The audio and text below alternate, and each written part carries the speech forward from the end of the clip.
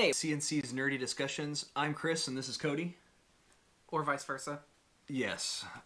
Sorry, we got a little bit weirded out because we wanted to have a prop, and we realized, looking up at my shelf, that I actually still had my McDonald's figurine that you had to build piece by piece from McDonald's of Inspector Gadget, Matthew Broderick's Disney film.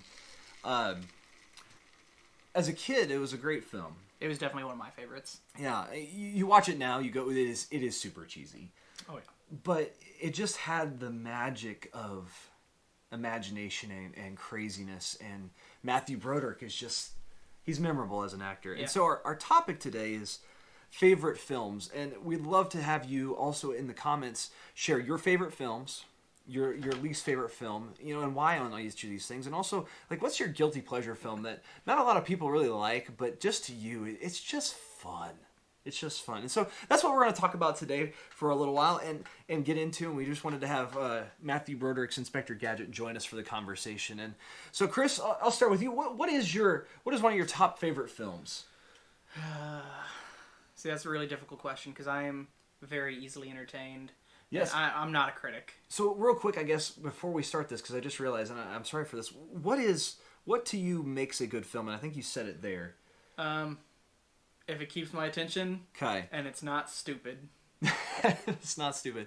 Yeah, and that's what's interesting about films is, like, we come into it with our own personality, and to me, what makes a good film is the story makes sense and it moves me emotionally, but what really makes a good film that I want to come back to is when I can stop and think about it after the fact and go, that makes sense.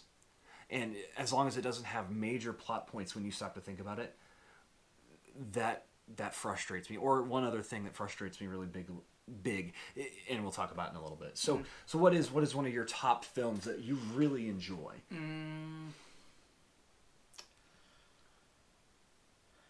I don't know about single films, but if I'm going to do franchises, Harry Potter is at the top. I've always been a big Potterhead, and I wasn't into Potterhead. Yeah. Sounds a little strange. That's what we are.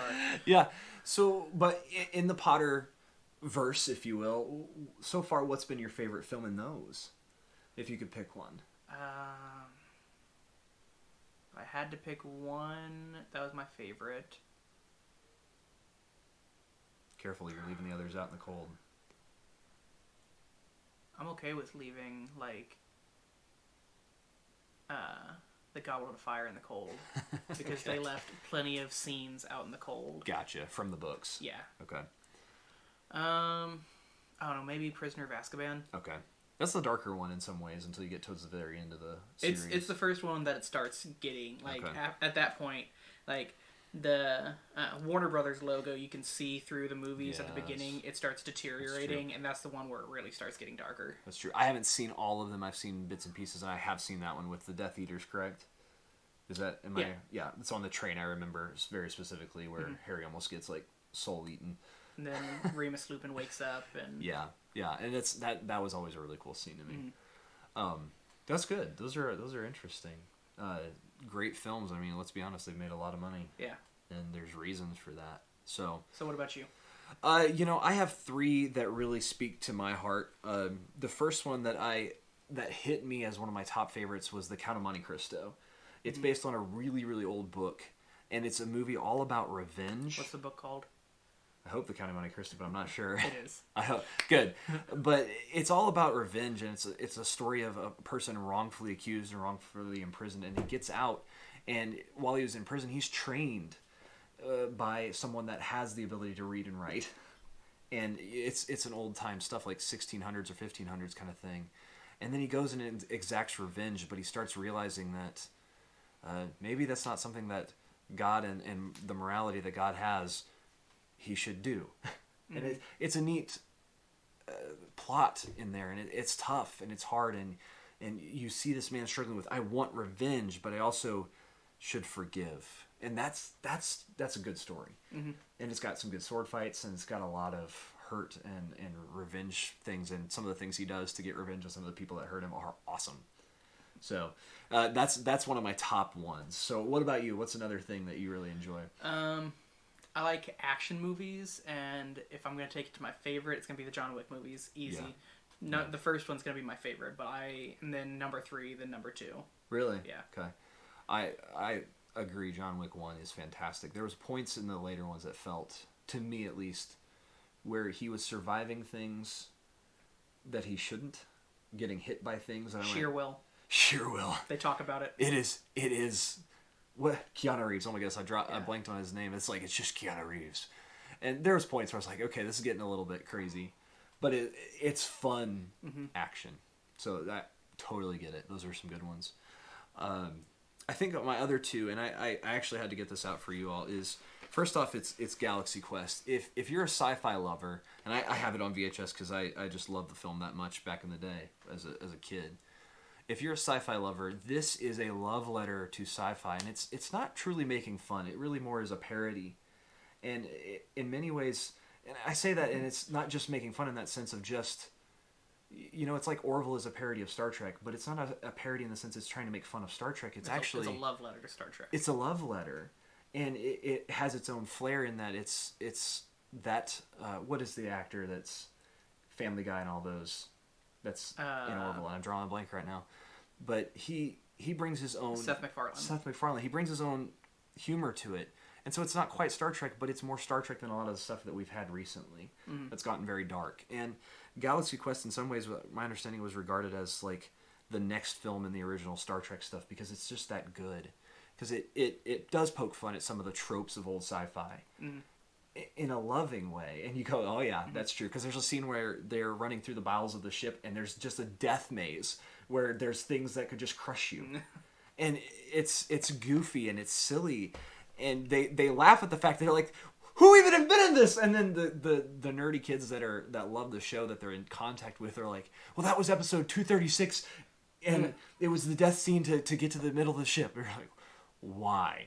And it's beautiful in that, and they comment about some of William Shatner's frustrations and struggles with some of the other actors, and they reflect some of that, and it's beautiful. And you also have great actors. You have Alan Rickman, and you have Tim Allen, you have Sigourney Weaver, and they just play so well in that. And you also have the actor that played Monk. He's like their chief engineer, and he's ridiculous, and it's so much fun. So if you haven't had a chance, I saw it like years ago. I don't remember anything about it. That's all right, but it is such a good film. Just fantastic, because it's also they're actors in the film, and they don't realize that all of a sudden they're actually on a starship. So they think they're just playing a part for like somebody from a convention. That's cool. I think that's always a fun trope where the actors are no longer acting, or people don't realize where they actually are. Kind of reminds me of Tropic Thunder. Yeah. And it's kind of like the opposite in Delta Farce. Okay, I haven't seen that one, but I know what you're talking about. It's a pretty funny one. They think that they're it's dropped. The puppets, right? Is that the puppets thing? No, it's the Larry the Cable Guy movie. They think that they're dropped in the Middle East, and really they're in like Mexico. God, that's funny. So, do you have any other super awesome films for you? Well, just talking about Keanu Reeves, I've always loved. All three of the Bill and Teds are good, but the original Bill and Ted, one of my favorites. I think that's going to be a thing. This is admit, I haven't seen those, and we need to sit down and watch those. Oh, man. So, and I think sometimes a film is good based on who you watch it with. And that's where one of mine is not great because of who I watched it with. And it ruined it for me. Yeah. So, my last one, and I just, this is one of my favorites, is Iron Man 1. And I bought this specifically because who doesn't want to have your DVDs in a helmet? And Iron Man 1 is, it started the MCU. You have a very flawed character that is your hero trying to figure out this idea of hero. You have Robert Downey Jr., who literally in real life has went through this. Yeah, he was in many ways born to play the role with all the things that he did to himself. Yeah. Through drugs and he was a loved actor, then he really messed up his life, and he's turned things around like crazy. So in that, I love that. And then also when you see that behind the scenes, there was a lot of ad-libbing by Robert Downey Jr. Like, They just would give him, this is the scene we're playing, and he would just go with it. And some of the other actors too. Like there's a moment where Obadiah Stane speaks, and he's really slow in what part of his delivery, and it was an ad-lib line, but they kept it in because it felt real. Like he just had to stop and think about what he was saying because he was so mad, and like that's good acting, because it's the part where he goes, Tony Stark built this in a cave with a box of scraps. Yeah, he stops there, and it actually makes it feel real because it's not acted in some ways. It's tried to process. It's a very iconic scene now. Yeah, it's so good. And then that guy that he was yelling at, I guess, is the one that comes back later in Spider-Man Far From Home with Magneto or Mysterio. Yeah. He's one of the scientists back in the background, which is really cool. So that is definitely one of mine. I love Iron Man. I love the concept of armor and stuff. But Robert Downey Jr. he sold the part, and also the scene where he gets the Mark II armor on and he's in his car basement area, and he just has a test of the plates and everything's flexing. And it's just like, that's CGI? Holy crap. And not all of it really is, but the pieces that are moving are, my understanding, for the most part. And it looks good. It looks really good. And it's a good story. It's a simple story, but yet a brilliant story. So the next thing I think it would be good to talk about is, what is your worst film? Like I said, I'm really easily entertained. So, like, a movie has to really get on my nerves for me to consider it bad. And one of my least favorite movies I've ever seen was nominated for a ton of awards. I don't think it won that many, but it was nominated for so many. It was like, everyone was talking about La La Land. So why is it bad to you? For one thing, so it's like a musical, and like the dance scenes just seem forced. And like the first dance scene is like everyone is in a traffic jam and they just all get out of their car and start moving around. Like this is you're forcing this a lot. And I know you need these dance scenes and you need the musical numbers, but what really made me not like the movie is they go through this whole thing, and at the end you're like, wait, was that just all his daydream, like from the very beginning? Weird. Like none of this was real? Like why did I sit here to watch something that didn't even happen in the movie? That's terrible. And that actually reminds me, I remembered one of your favorite films. It's the Hugh Jackman as the P.T. Barnum. Oh, yeah. I love The Greatest Showman. The Greatest Showman. Just so you guys know, I've always struggled to remember some things, and Chris has this at times too, so it's kind of, wait, but I know that you love musicals when they are done well. Yes. And that movie, I'm a big fan of musicals. You wouldn't shut up about that. Yeah. And I was like, I don't want to watch that, and I finally watched it. I'm like, this is a lot of fun. Yeah. It's a very good film. And so if you like musicals, that one. I also love Hugh Jackman because he always gets this thing where it's like, okay, Hugh, your next role is you're going to be this action star, and you can basically beat up everyone. He's like, I just want to dance. It's true, you know. He wants to do certain things, but he unfortunately he's been typecast. He has been typecast to an extent. and he's breaking away from that, and I love that for him. Yeah, I mean, when you play Wolverine for like 12 million films, it's hard. Man, that was a good worst one. I haven't ever seen it, and I heard about it. That leads me to one that's not quite on the top of my list, but it's in that same vein of won a lot of awards, and I watched it because my mother-in-law got it for us. It was Gravity with is it Sandra Bullock? I don't know. I heard a lot about that one, but I have not seen that one. And it's literally just a movie watching the actress spin through space and fall, and it got a lot of awards, and I was like, after a while, it's boring. I don't want to see this actress. I think it was Sandra Bullock spinning, and I like Sandra Bullock a lot. I think she's fantastic. The when she's an FBI cop and then goes into the Miss Congeniality. Miss Congeniality, fantastic film, so much fun. Plus William Shatner's in it. I love Sandra Bullock in films, and then that one was just she was also boring. Great in Blindside. Love that movie. Yes, is that the football player? Yeah. Yes, so good. And in that film, it was just like, there's no reason that this film should win anything. There's nothing here. It's just I think the people that give out awards like things that are so bizarrely different, but they really aren't good. Yeah. So anyway, it's not even in my bottoms, but it's just one of those that it didn't deserve. What's the point? An actual one that really gets me is I'm never a fan of really Napoleon Dynamite, and the reason I know the reason for me is the first time I watched it was because I watched it with my family because I think I was still in high school at the time, and we just happened to put it in because we'd heard it was really funny. And I remember my dad going, "This is the stupidest crap I've ever seen," and he walked out of the room. And nobody was laughing because you have to watch that with the right group to really enjoy it. It is a very stupid movie. It is. But I love it. Yeah, I think over the time my hatred of it has lessened because of talking with other people and watching it again with people that actually appreciate that humor.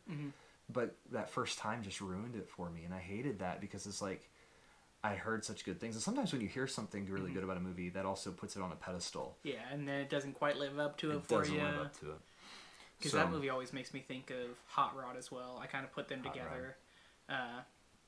It's another one of those like dumb comedy movies, but that one's really funny. You're gonna have to watch that one. I think you'd like that one more. So, is there any other movies that are your worst? Like I said, I'm really easily entertained. I used to make fun of the movie 47 Ronin a lot. Okay. Because it came out in like 2013. Is that the Tom Cruise? No, you're thinking about The Last Samurai. I'm thinking about The Last Samurai. No, this is a movie, and most of it was really good. I actually really enjoyed it.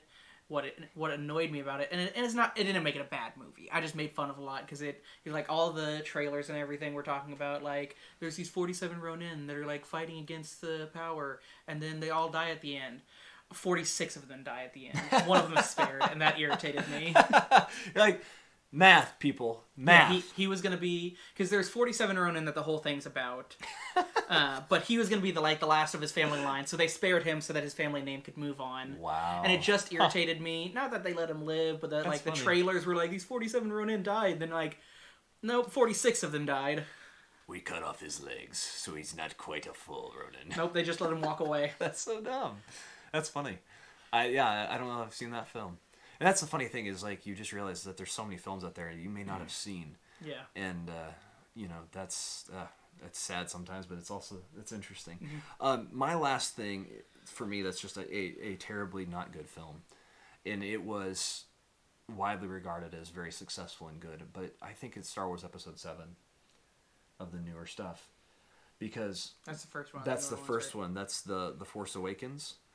So that's the first one that they introduced Rey Skywalker. Yes.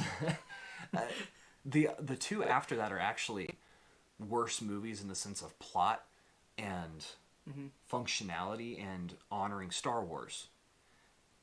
Star Wars Episode 7, The Force Awakens, is a worse film in the sense that J.J. Abrams went back to Star Wars A New Hope and copied and pasted it. Changed some gender stuff. Changed a few of the names or faces, instead of it being an Obi-Wan Kenobi as the old Jedi to train her or to be her mentor, it's Han Solo. But it really is a carbon copy in many ways of A New Hope. And that, to me, you go, that's not a film, really. That's just... a retelling? Cheating the system. A retelling. And there's a point in the film that they literally reference it when they're talking about the Starkiller base, and somebody comments, because they're in the rebel, or not the rebels, but the other thing that they have for the name, I can't remember right now because it just irritates me. They go, oh, it's just like the Death Star, referring to Starkiller base, and then they go, no, it's bigger. And they blow it up and show it big and bigger, and I go, have we already seen a bigger Death Star than the one in A New Hope? Yes. Yes. You literally just said all we did to change it was make it bigger. And then it's somehow able to shoot this beam from another solar system to a totally different solar system and hit and divide up an energy beam, somehow divide up when it gets close and hit multiple planets. Yeah. But anyway, it really just comes down to the fact that is just a carbon copy of A New Hope. And that's not good. That's not good storytelling. That's not good movie stuff. That's lazy. it made a lot of money. Mm-hmm. And that's why I love what they're doing with like the Mandalorian and the new upcoming Star Wars shows, because they're professionally made, but they're fan made. Right. Because they're made by people who actually grew up. Yeah, John Favreau and Dave Filoni are John Favreau. So good at loving. What a beautiful man. I mean, really, and also John Favreau was the one that did Iron Man 1. And he plays Happy Hogan. And there is a love for nerdy things in that man, and that is such a cool thing. Because that's what's needed, is you care. He's a very passionate man, because he does these amazing jobs on these movies, but like he also did the movie Chef, and the man loves cooking, and that's probably my favorite Jon Favreau movie, if I'm going to be honest. Side note, Jon Favreau, we'd love to have you talk with us. Oh yeah. So the last thing we need to hit here real quick, and I think it's a fun thing, is what is your guilty pleasure movie, Chris, that you know it's pretty not great, but you love it anyway? I got a couple of them. Yeah. And the one that's like, it's internationally known for being bad, and I'll openly admit it's not a good movie. Yeah. But it makes me laugh because of how bad it is. Yeah. Is the Super Mario Brothers movie? Absolutely, I get you on that one. Yeah. It is. It's terrible. Does it honor really the source material? No, not at all. I mean, to be honest, would it look even weirder if it honored the actual material? Oh yeah, probably. But it's weird. But it has everything technically in it. It has Goombas. It has Yoshi. It has other stuff. I think it has even bomb-bombs at points. It's been a while since I've seen it. But I just know that I've always loved it every time I watch it. Yeah, it's so weird. It's so weird, but it's so funny. So what about you? For me, I think one of my guilty pleasures is Win a Date with Tat Hamilton. It's just a little film, chick flick, that's about a grocery store worker that she wins a date with a big movie star. And this one I've never seen. I've never even heard of it. Yeah, it's not very popular, but it wasn't a terrible film by any means. It just, nobody really knows about it, but it's a cute film in the sense of it just hits that funny thing of expectations. You think a movie star is one way, and then you realize oftentimes behind the scenes they're just drunk, messed up people. Regular, and then he realizes that he wants to change to be better because he sees her life, and then it just that struggle through that. It's pretty cool. That's one of my guilty pleasures. I think another one really may very well be the Ghostbusters 2016 with the ladies. I haven't even seen it. It quite frankly is a terrible film.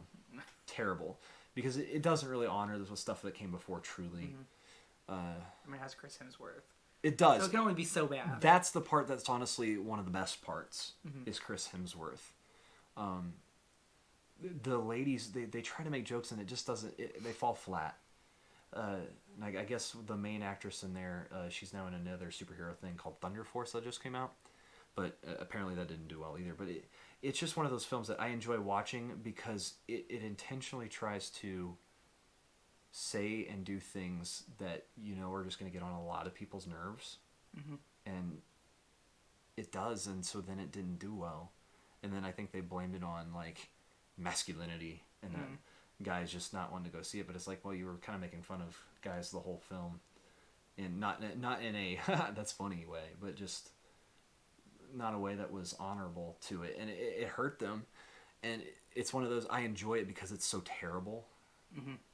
It's actually, I laugh at it. It's an interesting film. So I think that covers it. Is there anything else you'd like to? I got one more guilty pleasure movie. I feel like it's considered not a very good movie, but I actually really think it is. And it's Army of Darkness. Okay. And so it's a vampire film then? No, it's the continuation. I guess it'd be the third film in the Evil Dead series, the original Evil Dead series, not the new one, even though the first two Evil Dead movies were the same movie with a few different actors. And then they came up with the third one, Army of Darkness, where now he's getting teleported through time. And so he has... Sounds ridiculous. He has his chainsaw arm, and he has his shotgun, and he gets traveled back to medieval times. It sounds like a film intentionally trying to be ridiculous. Definitely. That's awesome. Because it has him back then with a shotgun, but there's also monsters and there's magic. That's awesome. I love it. So I think that's a good spot to conclude, and that sounds like a movie I need to watch. We're CNC. We have some nerdy discussions. Please, down in the comments, share with us your favorite film, your least favorite film, and why on those, but also that guilty pleasure film that you know is just bad, but you just love it. And thank you for coming in and hanging out with us today. See ya. Take care.